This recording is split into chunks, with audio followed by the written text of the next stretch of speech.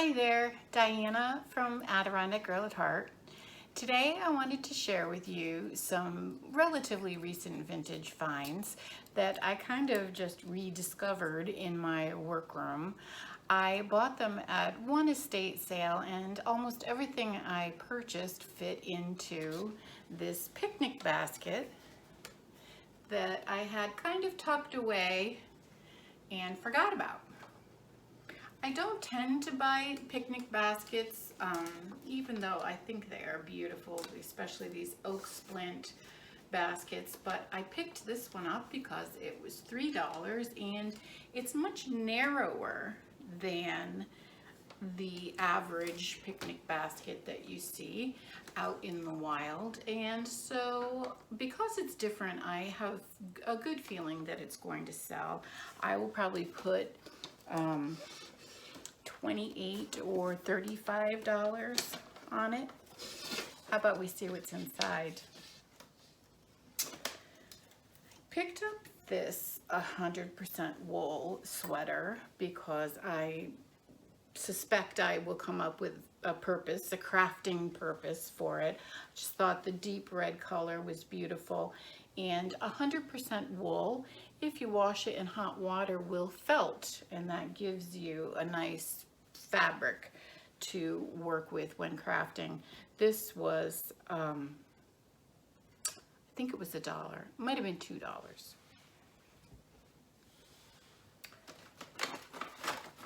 I picked up this pair of cross stitch Washington and Martha. Martha just needs a little bit of securing in the back.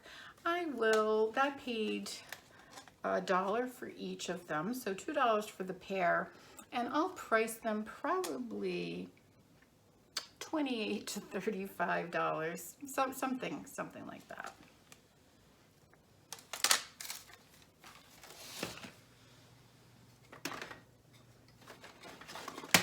I also picked up these two antique prints in these nice round frames. I'm not in love with those prints, so I'm thinking I'll remove them, but I just thought the frames, I think they're mahogany or walnut. I thought they were lovely. They were $1 each also.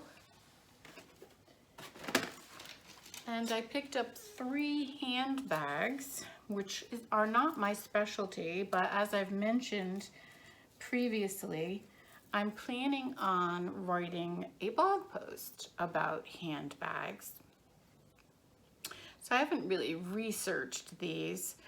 This is a wire metal mesh bag. It is not in perfect condition, but each of these handbags was just $3. So that's why I picked it up, even though it's not perfect, but it is lovely. That's the oldest one. These are not as old, but still lovely. This is a small beaded handbag with a clasp at the top, and inside it still has its little mirror. This one is not marked as far as manufacturer goes. And here's the third bag that would be worn on your wrist if you had a very, very small wrist. It's also beaded and has a clasp at the top. It's signed Charlotte, C-H-A-R-L-E-T. I'm not familiar with that company. It came also with its mirror and this little card where you could write your name and your address in case you lost your purse. So I'll be writing about those soon.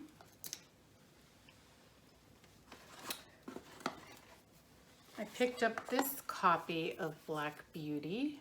It's 50 cents. It doesn't have a date, but I'm gonna call turn of the century. This is very Art Nouveau. I think this is a Mucha drawing, and I will probably price this in the $10 to $12 range. And they also had these book plates.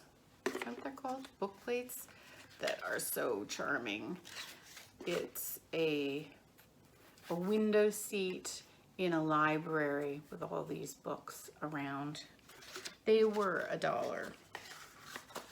I picked up these shears. I think of them as string shears for when you're out in the garden and you want to cut your string.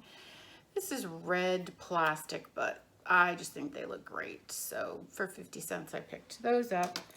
And also this really pretty wooden, I'm not sure if it's a candlestick or a vase. I love it as a vase, but I'm kind of like, water's not going to do great in there. So I haven't figured out quite what it is, but it's $2. It was $2. And the last thing I picked up were several yardsticks, which I love. Many of you know that. I have a yardstick fetish. So these are National Furniture Company. People do like to buy advertising yardsticks. This is from Cohoes, New York, which is right nearby. These were $1 each. And I picked up 2 more. This one is Agway,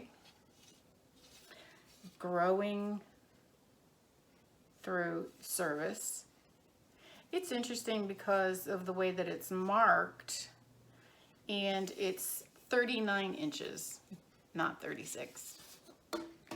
And the last one is not advertising, but look at that beautiful aged surface. Yeah, just love that. So I do sell these, but I also craft with them. I have several crafts that involve vintage yardsticks. I will try to remember to link to those below. And thanks for taking the time to be with me today and look at my vintage finds. Happy hunting.